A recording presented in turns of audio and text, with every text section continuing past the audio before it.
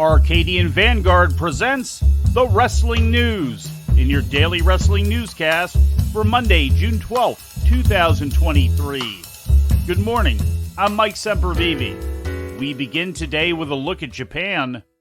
New Japan Pro Wrestling's Road to Strong Tour continued yesterday with a stop at the Disaster Prevention Arena in Kamisu, Ibaraki.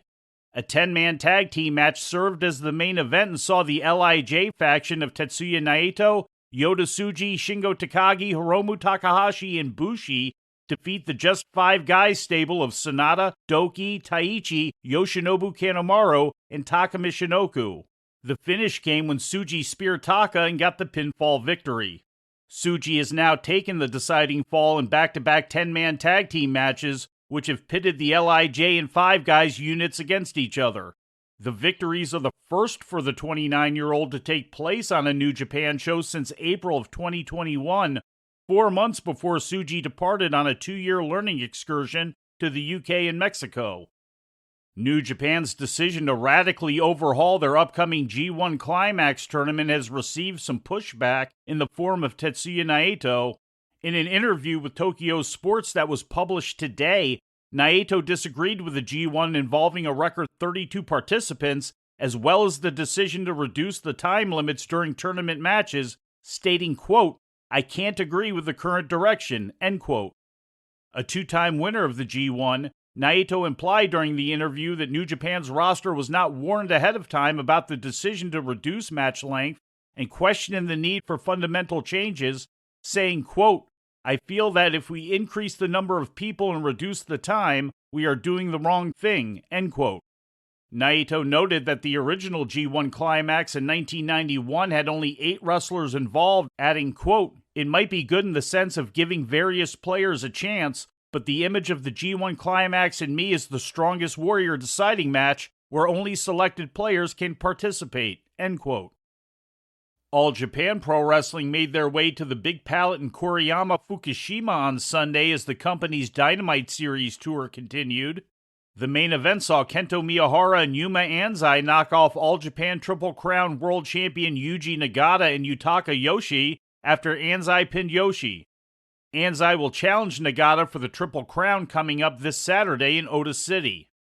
Days after teaming with Kazuchika Okada and Keno in the main event of the multi-promotional All Together Again show, Yuma Aoyagi of All Japan pinned Pro Wrestling Noah's Manabu Soya during Sunday's penultimate bout. 2 title matches also took place during yesterday's show. ATM, Black Menso Ray, and Takawa Mori defeated Black Tiger, Gorgeous Matsuno, and Aizawa No. 1 to retain the All Japan TV Trios title. And Atsushi Onita and Yoshitatsu held on to the All-Asia Tag Team Championship by defeating Hikaru Sato and Ryo Kawamura in what was advertised as a barbed wire double barricade mat megaton current blast death match. The Sendai Girls promotion ran Shinjuku Face in Tokyo on Sunday, which featured 2 title matches to close the show. In the main event, Asuka, who also wrestles under the name of Veni, defeated Manami to make the second defense of the Sendai World title. Asuka's victory followed Chihiro Hashimoto and Yu putting down Mika Owada and Miyuki Takase to retain the Sendai World Tag Team Championship, which was also their second defense. Turning to Mexico, in the main event of CMLL's weekly show inside Arena Mexico yesterday, Dr. Carante won and Mystico defeated Atlantis and Atlantis Jr. to advance to the finals of the Copa Dinastia tournament. Carante and Mystico now move on to face Stuka Jr. and Hijo de Stuka Jr., who reached the final by defeating Euphoria and Soberano Jr. on June 4th. Earlier in the show, Carante and Mystico defeated Panterita del Ring and Panterita del Ring Jr. in the quarterfinals, while the Atlantis family knocked off Felino and Felino Jr. to advance. And on the independent scene, H2O ran their 7 effing years anniversary show on Sunday from their wrestling center in Williamsville, New Jersey. Manders retained the H2O heavyweight title for the 8th time, defeating Gigi Everson. In a 4-way match, Brandon Kirk outlasted Bam Sullivan, Jimmy Lloyd, and Marcus Mathers to retain the Danny Havoc Memorial Hardcore title. And in the main event, Neil Diamond Cutter defeated Matt Tremont. And before we leave you today, We'd like to remind you that however you consume your content, you can find the wrestling news 24 hours a day and 7 days a week across social media. On Twitter, follow us at Wrestling News AV. Our Facebook page is also Wrestling News AV. The wrestling news can also be found on the Arcadian Vanguard YouTube page.